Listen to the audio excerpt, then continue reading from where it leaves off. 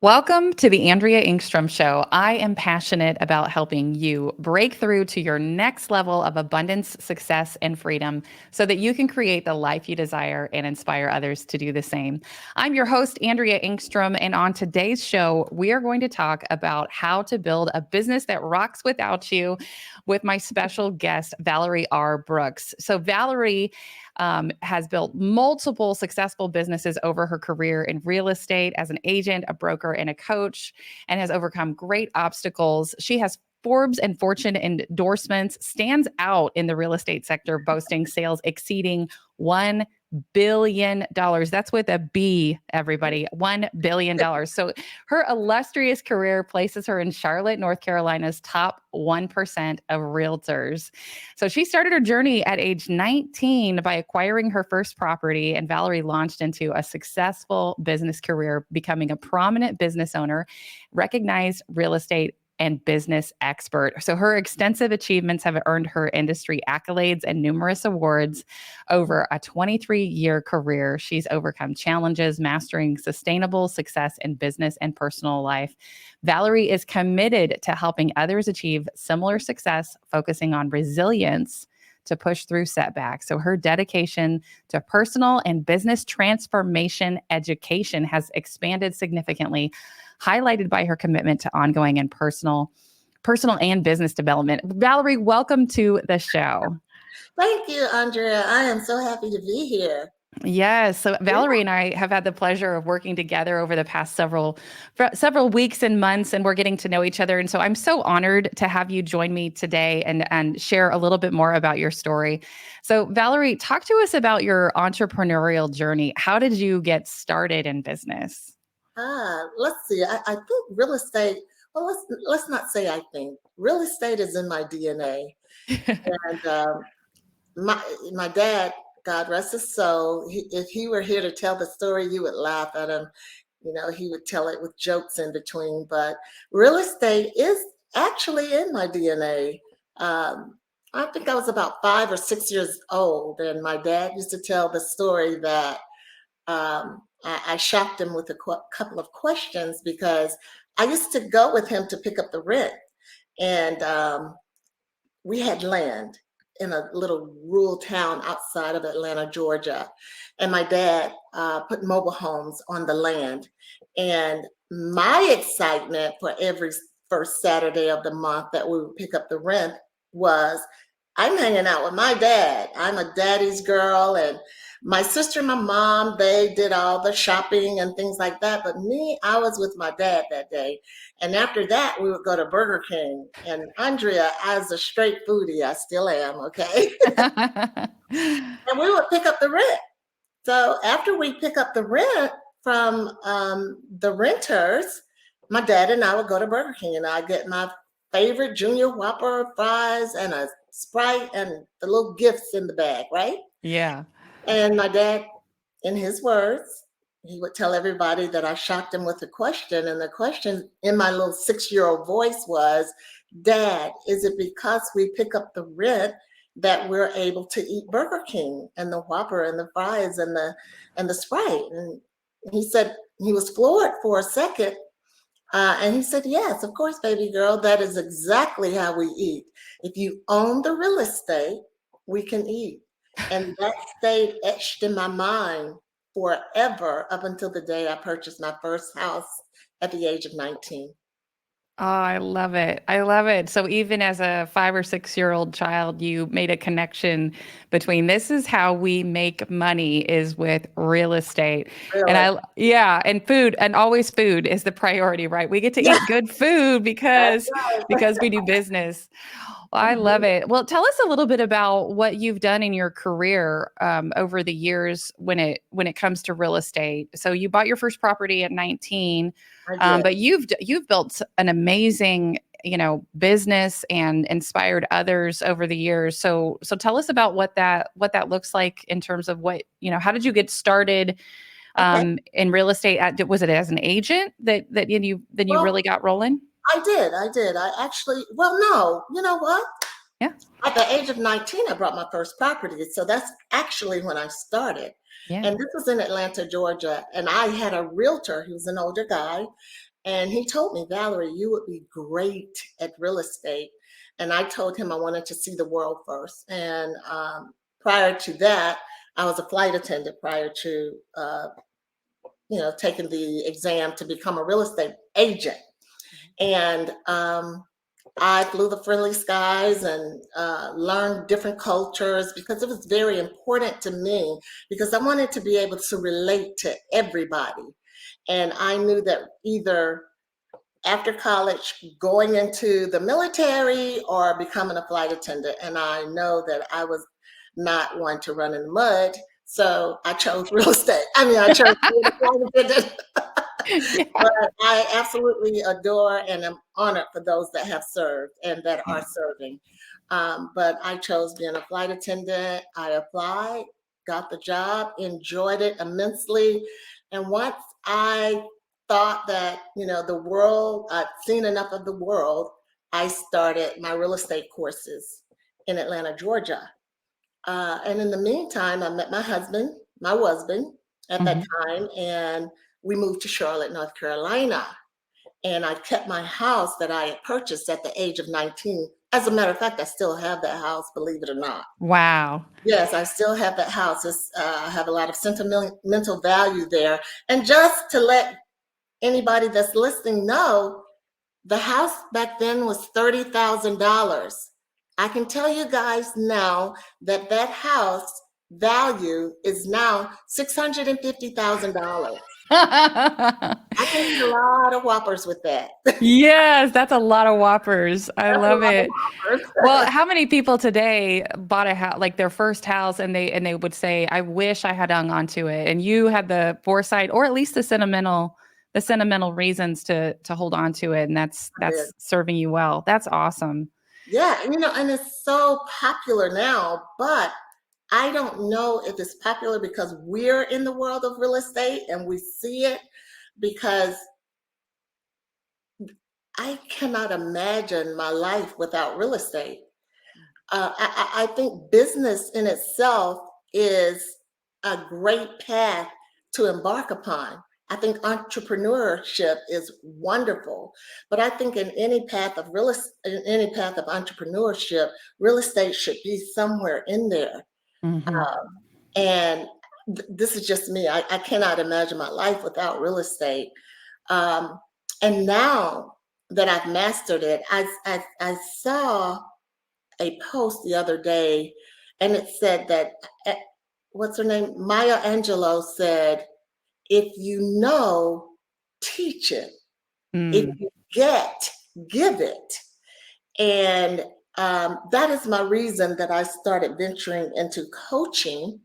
And that is because I saw that real estate was unknown, sort of, and it was unexplored and not fully understood. And I was blessed to have a father that inadvertently introduced me to it. So uh, I think I love combining teaching what I know, and I love aha moments. I love real estate. I love uh, excitement of, wow, I did not know this world could open up like that because I had no idea what this world could open up for me, the world of real estate. Amazing. So you got your certification, or you got licensed as an agent, and then what happened? I got my certification. I worked for one of the smaller, no, I'm sorry, no, it was one of the larger companies in Charlotte, North Carolina. And it was a whirlwind from that day. I made Rookie of the Year. I would say I was always in the top 6%. Now, that wasn't easy. Yeah. It wasn't easy simply because there were many things that I had to go up against because that was 24 years ago. So 24 years ago in Charlotte, North Carolina, they were not accustomed to seeing a person like me leading the real estate industry. Mhm. And it was a little bit difficult for me, but I thrive through difficulty. I don't live in difficulty. I move in difficulty. So it was even more of a challenge for me because it was a challenge which was great for me. And the best way that I can say that is I have so many thoughts in my head right now. The best way that I can say that is if Beyonce's song, You Must Not Know About Me, was out back then, that's what I would have made my mantra because of the fact that I don't believe in challenges pushing you back, but I believe in challenges pushing you forward. Um, I became the first Black luxury real estate agent in Charlotte, North Carolina. That was a beautiful venture. Um, and as the years went on, the numbers grew, the relationships grew, the fun grew, the knowledge of real estate, finances, sustainability, it just grew. But I sort of learned the hard way because back then coaches like you and I were not in abundance and they didn't look like you and I. They weren't women. Right. And also there were no Black coaches or top real estate leaders in the industry back then. Yeah, I mean, you were breaking ground. And I love that. I love that, and this is probably, I think, why you and I connect so much is because you're a coach and you have the coach's mindset, but it comes from a place of taking a challenge and saying, I'm going to show up and I'm going to be her and I'm going to do it and watch me. And you want to share with others how they can do it too. And that's I think when you receive, that's our responsibility is when you Mhm. learn something, we need to teach it to others. When we receive something, we need to give it to others. Mhm. And so over your career, how has that served you? Like that kind of attitude and that idea of responsibility, because you've not just only grown your own business, but you've also been able to grow teams and share with Yeah. others. So Yeah. tell me about that part of your journey. When I realized that I was coaching, I didn't know I was coaching. Okay. And I'm sure you can relate to Yeah. that, right? Mhm. Because when I came along, I used to get real estate agents calling me on 10 times a day. Mhm. And of course, I didn't know, I was so totally unaware that when I would give them advice that I was coaching. And then I realized, I said, you know what, Valerie, and you can't run your business and stay on the phone with people that wanted to pick your brain all day. And I couldn't find a way to manage that. And believe it or not, it's still not the easiest to manage. So I devised a way to let agents know if you come to my team with me, I can show you exactly what to do. And then I can still run my business and coach you. And that's how my team grew. I And love it. yes, and you would have to pass my course in order for me to refer you clients. You would have to pass my course in order to work with clients. I Mhm. would not let you work alone with a client until you pass my course because I believe in excellence. I believe that clients deserve excellence and they deserve an agent with high emotional intelligence simply because real estate is a very, very emotional transaction. Real Mhm. estate, you're handling one of the biggest investments that a person would ever make. So you really have to understand emotions. Okay. So Yeah. when I started learning, okay, you've got to learn emotions, you've got to learn how a person thinks. It's not just about houses, it's just Yeah. not just about sales, it's about people. And you have Yes. to teach agents how to work with people. So therefore, I took behavior courses, I took mindset courses, I took transformation courses, and I started putting that inside my coaching courses. And when the aha moments grew, when we all learned together, because I was still learning that at that time. And of course, I thought, okay, I'm going to be a flight attendant and learn cultures. But Yeah. cultures didn't necessarily teach me people. Right. You're going to have people that you work with, and let's be real. And this is what I'm told all of the time. I'm very real and I'm very raw. You're going to be working with people that have had bad days. You're going to be working with people that maybe have some type of mental disorder. Mhm. You're going to be people. Okay. Yeah. Every day. That's behavior. You're working with human beings. So I think that's what you have to tackle first. Houses Yeah. can sell themselves. But when you prove who you are, that you can guide and that you can lead and that you can help make tough decisions and that you can have hard conversations, that's when you realize you're at the top of the game and you'll have confidence. And what Hmm. does confidence do? It helps you to grow.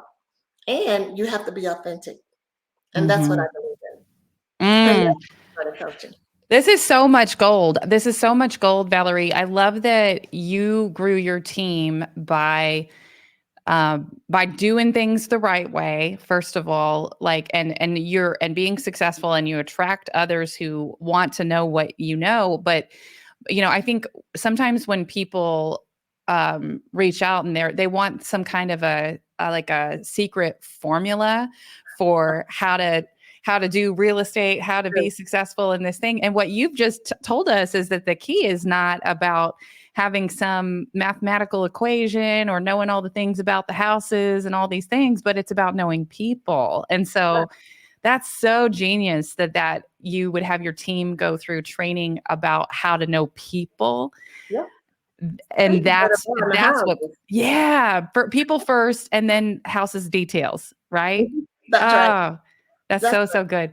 One of my first jobs, I don't share this very often. One of my very first jobs, I was working in patient care at a Mhm. hospital because my husband, my first husband, had a business. He had a business at he was self-employed, and so we didn't have health insurance. And I learned that if I get a job at the hospital, and here I'm 20, 19, 20 years old, if Mhm. I get a job at the hospital and I work just 2 days a week, I can carry health insurance for my family. And I was like, Okay. that's a good deal. I'm going to do that. And so I got a job on the cardiac floor of the hospital as like a patient care technician. And my job was to mostly, older men, like 50-plus-year-old men who had a heart attack. They go to this floor to recover after heart surgery. And so my job was to get them out of their chair, walking the floors, eating the food.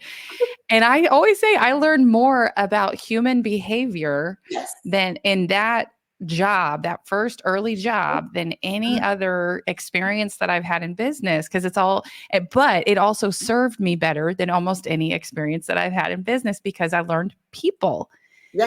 how to connect with people when they're in a hard situation, when Mhm. things when their life isn't looking how they expected it to, and they're in a lot of pain, they're struggling. But they also are in a moment of hope because they're like, I made it. I had a heart attack and I lived, Yeah. but like when you can learn to connect with people, Mhm. it makes all the different, all the houses are details. The business is details when you know how to connect with people. I love that, love that, love that that's what you focus on I do. with your coaching and Of training course, your team. you have to know that contract, and you have to know real estate, which that comes along with the uh, situation itself, the Yeah. programs, the books. But I tell people, what you learn in class, the real estate courses, is not real life. Yeah. Now you have to pass those courses, and the courses will teach you, of course, the legalities of real estate, the structure, the contracts, and things like that. Of course, those of major importance. But if you have all this knowledge and not one client, what is the purpose? What is the purpose? Yeah. I was standing in line at the airport the other day, and my husband and I are traveling, and I was standing in line. He was waiting on me, and I had to get something with my ticket correct. And I was so focused on thinking about our trip, and I was in a really good space, just enjoying my own mindset.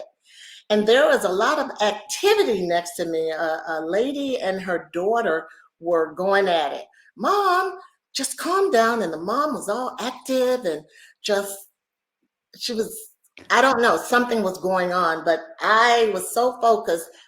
I didn't really notice, but I noticed. And finally, the lady looked at me and she said, I just want to tell you that I'm in this line, but I've been in this line longer than you have, and I'm in the wrong line. So I'm the next person in line, and I just want to let you know that. I looked at her and I said, okay, that's fine. I got back into my own mindset, and she said again, I just don't want you to be bothered. And I turned and I looked at her. I said, I'm not bothered. You're bothered. And she said, I am bothered. And I said, you're bothered. And now I'm telling you, I'm not bothered. You can go to the front of the line. And the daughter said, Mom, I told you to just calm down.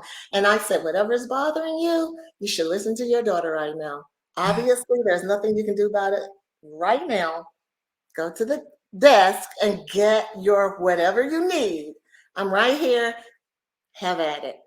So I talked to my husband about it, and what that lady didn't realize is something that I had to realize. She doesn't know that I was over here in my own mind. I could have had an emergency in my head, but at that point, her world was all about her world. But I knew she was caught up.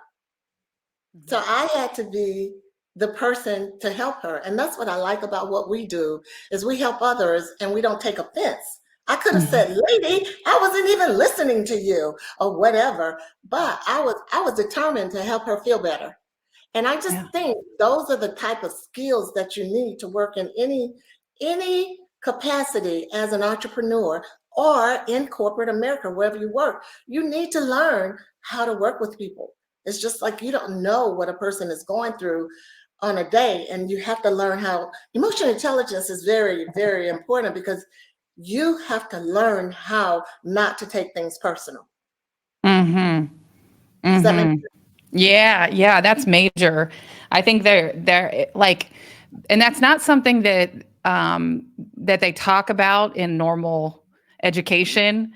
Like, and it's more than growing a thick skin. It's what you've just described is being more willing to be of service and help someone in a challenging situation Yeah. than you are interested in your own being right or your own agenda or taking care of, like just Mhm. knowing that somebody, like in that moment, I don't know what's going on behind the scenes, Mhm. but I can show up in a good, I can keep my centeredness and I can show up and be of service even because I don't know what's going on with them. And if there's something at a level where they feel like they need to cut in line or they need to demand their way, there's probably a lot more going on behind the scenes than we can possibly be aware of. So Well, I yeah. think that's more of a good leader serving. Yeah, Yeah, I really absolutely. do. Mhm. Absolutely. Well, talk to us a little bit more about leadership. So you've grown teams over the years, and so what are some other qualities that you feel like are super important for a leader to grow in themselves? So if someone is listening today and they are wanting to grow their business, they're wanting to grow their real estate, they're wanting to build a team, what are some qualities that they need to work on in themselves to be the kind of person that somebody else wants to follow? Well, in my course, I teach how you build, how you master, how you shift, and how you sustain. So if you and the way I look at building, and I had to learn the hard way because when I first built my empire, when it shattered due to a lot of personal reasons, I realized that I had not built my business model to sustain. So when I started over, it was important for me to create a strong, value-driven business model. And I wanted it to withstand the inevitable ups and downs of the market. I wanted to include, your core values. You have to define a clear mission. You have to establish a business structure that aligns with your personal goals and your market needs. And you really need to emphasize on building with intention. And you also have to know every day is not going to be a holiday in business. That's just the way it is. Yeah. You're going to have your ups and downs, and watch your cash flow and watch what comes in and what goes out. But you really want to build a business that goes beyond a lifestyle and make it more long term. That's a real business to me. I think I just read something. I think it was in Forbes. In 2022, I can't remember the millions, but there were millions of businesses started. There were millions. And in 2000, this year, uh, more than half of whatever the amount was, and I can't remember right now, that have closed. Yeah. Businesses that's closed. And a lot of entrepreneurs, what is the saying? Not everybody wants to be a soldier, but when it comes time for war, they don't want to fight. You can't just hop into business and know it all. Truthfully, you're going to need help. You can't do it by yourself. You're going to need coaching. You're going to need a community that can support you. You're going to need to know exactly what you want. This is my take, some people may disagree with this. I've learned that when you're in the business just for money, it normally doesn't sustain. Just from my surveys and from my reading and from my own experience and my other close friends that are entrepreneurs and still in business for over 10 years. I've been in business for 24 years. And your passion, if it's passion, it needs to align with your fortitude. It needs to align with your talents. It needs to align with your grit. We have a friend in common that says you have to have grit. Yeah. And my dad used to say that all of the time. You have to understand that you have to bring value, and it boils down to results that you have to bring to people. So you have to know exactly what your end goal is. If your end goal is to make a lot of money, I get that. But your end goal should be, I'm serving and I have value. And if you keep that going, I look at Starbucks. Value is the same every day. Chick-fil-A is not the best chicken sandwich in the world, but you're going to get great service when you go through that line. And I've never not had great service at Chick-fil-A. I wanted my clients, as what my buyers, my sellers, my agents, and now my coaching clients, I want all of them to walk away knowing they've been served value. And that's what I value and results. I love it. I love it. So as a great leader, if you want to build a team, you want to be a leader in business, what I hear you saying is like, you've got to know why you're doing this besides just the money, and be committed to being of service and providing tremendous value to others.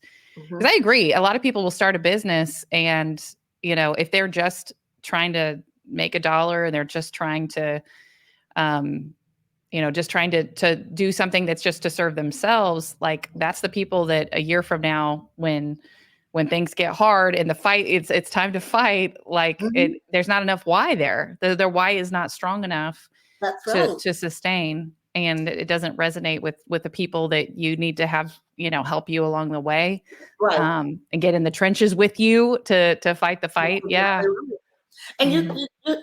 you have to work with people that share your vision, Yeah. but you got to know your vision. You know, I just figured something out even the other day. I'm learning something every day. There is no way that I could tell you I know everything about real estate, about coaching, but I can tell you that I continue to be a work in progress, and I learn. I told you when we first met. Yeah, I've been in business 24 years, but that doesn't mean I can't learn from. I can learn from a 12-year-old. You have you have to remain coachable. How about that? That's Coachable. Yes, being to remain coachable. coachable. Mhm. And I was talking to my husband just the other day. We're best friends, and he was telling me about a coach. I can't remember who coach of a big football team. I'm not a sports person, but I Mhm. listened to. We were talking about making money, and Mhm. the guy said he's a triple digit multimillionaire, but he grew up poor, and he wakes up every day afraid he's going to lose what he has. And I asked my husband, I said, well, John, what do you think about that? And he said, you know, what I think about that is he must not be passionate about what he does, because see that thought process, he's not enjoying his money. Mhm. And his wife said to him, honey, you need to enjoy your money. So Yeah. if your mindset is not aligned with your money, you're not going to enjoy it. Mm. That's major. I think, especially when you've been through a period of your time where you either were without, or it was like very touch and go, that we can get into this scarcity Mm-hmm. mindset. We get into where our natural default is to what I call that closed hands energy, where you just gotta, like, you feel like you gotta hold it tight because it's about to slip away, right? Right. And yeah, yeah, and that can be a hard thing to break free from, or to loosen that up. And I call it open hands energy, when we can just, hold things with open hands. And if it is for me, bring it Right. to me. If it is not for There me, you take it go. away quickly so I don't get attached. But that open hands energy, what do you do if you feel like you're stuck in that scarcity and that closed hands energy? Like, how do you help somebody? How do you help somebody get out of that? I think if you start off with, okay, if your hands are closed, yeah, you're not going to lose anything, but you're not going to receive anything in it either. Right. That's right. So that's where your inner thoughts come into play. He has obviously talents. I don't know this coach, but in my assessment, obviously he's talented. He's a multi-millionaire. Obviously he's smart and a hard worker, but he doesn't know who he is. And that's a huge loss in any business. I cannot imagine being in the triple digits of being a millionaire, waking up unhappy. I wish I knew that guy well enough to ask him, would you be happier if you only made five figures? Mm, Because is that what you think you deserve? mm, So yeah. that's why I teach my transformation clients, my coaching clients, mindset transformation. And it's not just a one-stop shop. Hmm. It's consistent. It's consistency. You have to keep that mind going. You have to Yeah. keep it going, because Yeah. you have a man. I wish I knew the coach's name, but I'll tell you what. I'll look him up, because John said he did read it. I just thought that was so very interesting. Yeah. Yeah. That idea of, I love that question. Like, if would you be happier if you were making five figures instead of, seven, eight figures, whatever? Because yeah, and I mean, I think that there are people that they they have a belief about what is possible for them, and then when something happens that exceeds that, then they have such a fear of loss, or of anxiety or of Yeah. worthiness, maybe like Yeah. maybe that's not for me, and there must be some mistake here, and Yeah. it's gonna go away quickly. So I better, better hold on Or to it. this is so easy for me. Do I deserve this? Hmm. Yeah. Or like you said, they're not aligned. He's not aligned. His mindset, his personal mindset, and his business mindset is not in sync. Hmm. I just don't think it's in sync. You know, Hmm. he probably never mentally left his poor beginning. Hmm. And I'm with you, Andrea. That was very thought provoking for me. Yeah. When John told me that, I was like, what? You know, but we can both easily say, okay, when we get to be triple figures, and we're saying that, right? When we get Right. in that triple figure area, how would we feel? I would say that I would be like, hallelujah, loving it. Um, but because as you grow, you have to keep your mind nurtured. You cannot leave your mentals alone. You know for Hmm. yourself that I lost my memory for a year. So Hmm. you have to nurture your brain. And if you don't nurture your brain with your business will not be for you, whether you'll be unhappy with your business or whether your business will fail. Hmm. And Valerie, you just kind of dropped that. You just dropped that nugget there. Would you mind sharing with our listeners, like, what is it that you went through over these past few years? Because you Oh, just kind of mentioned it, but yeah, you've come through some really hard things recently, yeah, and that's, I admire you so much for where you're at today. But would you mind sharing that for our listeners who are, some of them, going through hard things right now? yes. And at the end of 19, my mother became very, very ill. And she transitioned December 10th, 2021. No, no, that's not wrong. She transitioned in November 2021, uh, which that's the hardest thing I've ever experienced in my life because I had love with nowhere to go. I had a special kind of love that didn't have a place anymore. And that I knew that I would never have that type of love anymore. And I was lost. Um, I never known being lost as I had. I thought I had been through enough in life, but to lose your mother, and my mother and I were very close. My family, my mom, my dad, my sister and I were very close. We're all very close. And then 3 weeks after that, I was involved in a horrible car accident, and I suffered from bruises, hematomas, and a concussion. And throughout that concussion, I lost my memory. And I was sleepwalking. I didn't have focus.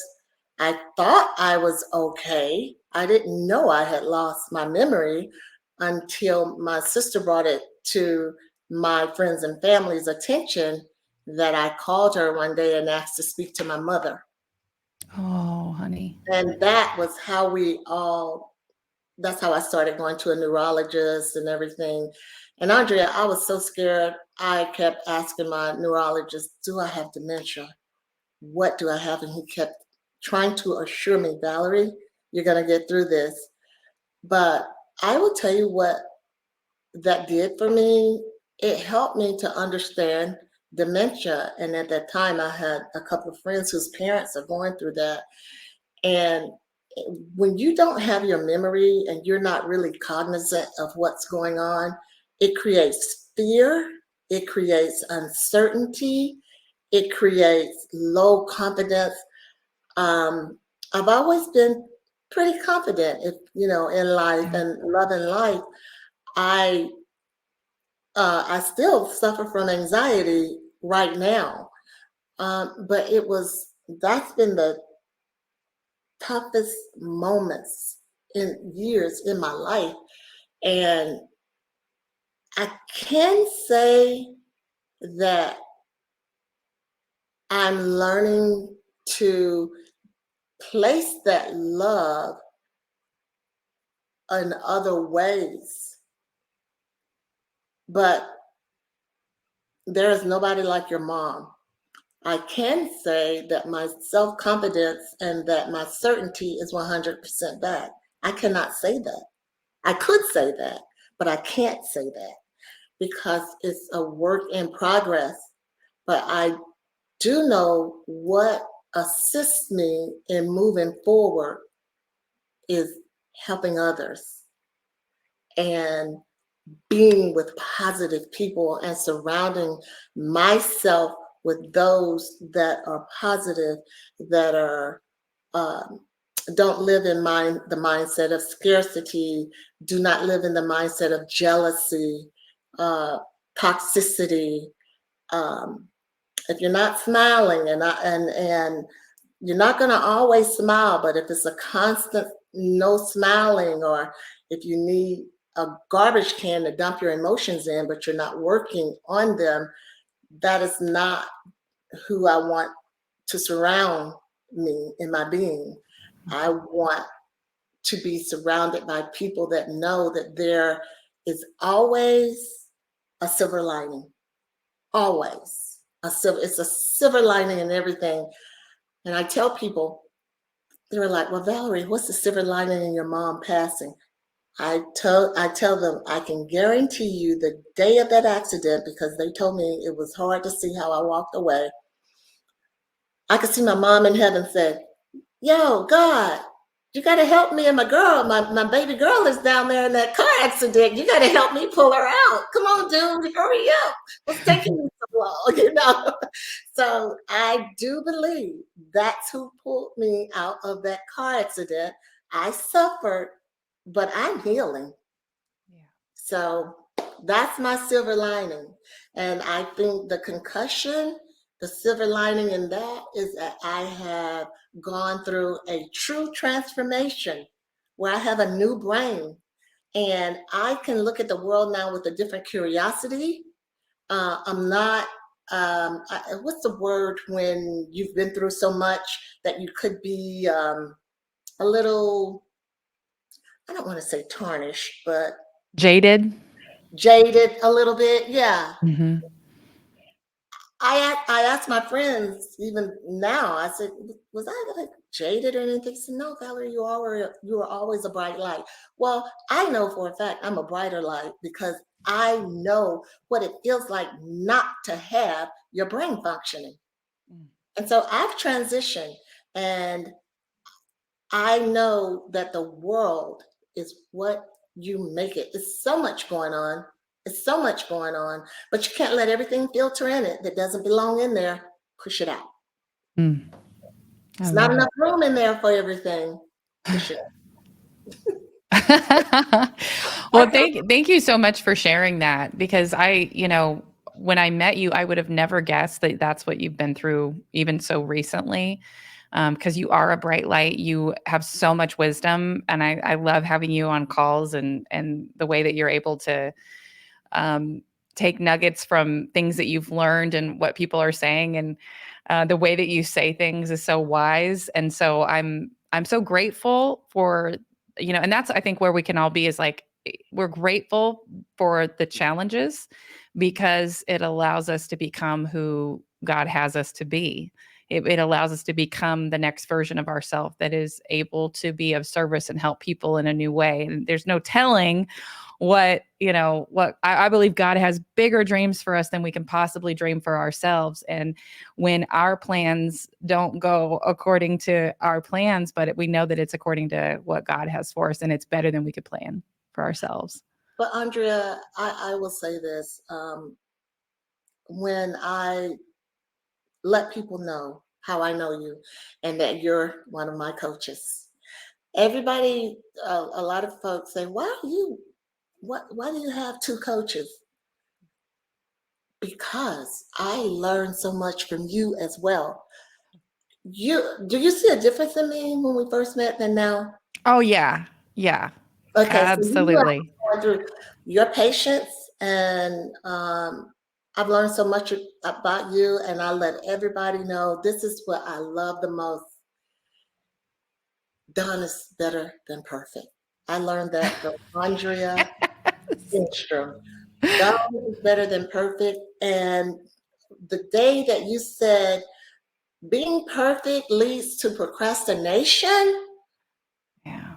I was like, Andrea is my soulmate. Tell her he's got to share. He's got to share your soul. I got some of your soul. Okay. You're the best. So I Mm. think, that's what I'm saying. Equally yoked. We both have the same mission. We are bright lights. We want to share, want to make, if I could just make a difference in one person's life, I'm so happy. Yeah, absolutely. Well, I'm excited for you. You've got some exciting things coming up, Valerie. So I would love for you to share with people. You've got some good stuff coming up. Do you want to share what you're working on and how do people find you? Well, yes, of course. I love elevating women. I love empowering women. And what better way to celebrate Women's History Month? March is Women's History Month. So I thought, why not a free workshop Yes. for women? And in that course, I'm teaching you how to build a business that rocks without you. And we're going to talk about systems, teams, and cash flow.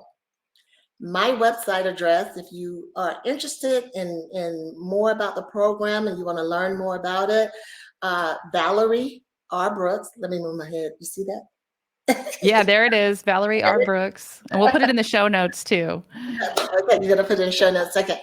ValerieRBrooks.com. And you can make an appointment. We can talk or just sign up for the workshop. It's absolutely free. The worst thing that could happen is you're going to learn something that you don't know. You're going to learn something. I guarantee you that. And you're going to be amongst other wonderful women such as yourself. And it's 6 p.m., March 28th at 6 p.m. on Thursday. And I'm pretty excited about it. We have about 75 people that have already signed up. Awesome. Yeah, yeah. So ValerieRBrooks.com. Beautiful. Love to see you there. Yeah. And Valerie, what is something that you would challenge our listeners to do to take bold action this week? You're an action taker, and I love that about you. What is something that you would challenge others to do to take bold action this Okay. week? I think I would say to think about what you're tolerating. Because when you tolerate, you're teaching people how to treat you. And I believe in teaching people how to treat you. But if you're tolerating, that's not a good way to teach a person how to treat you. So look at what you're tolerating and let's give that up. Mm. If you want to talk about it, ValerieRBrooks.com. I love it. Thank you. That's major. That's major. Well, Valerie, I love talking to you. Thank you so much for joining me on the show today and dropping your wisdom and inviting people to be able to join your workshop for free. That's amazing. I want to encourage all of you to go grab a ticket to her upcoming workshop at ValerieRBrooks.com. Thanks for being here, Valerie. Thank you. I'm so honored to be here. Thank you so much, Andrea. You are welcome. Well, thank you all for joining us today. If there's something on the show that resonated with you, would you just let me know by giving me a review?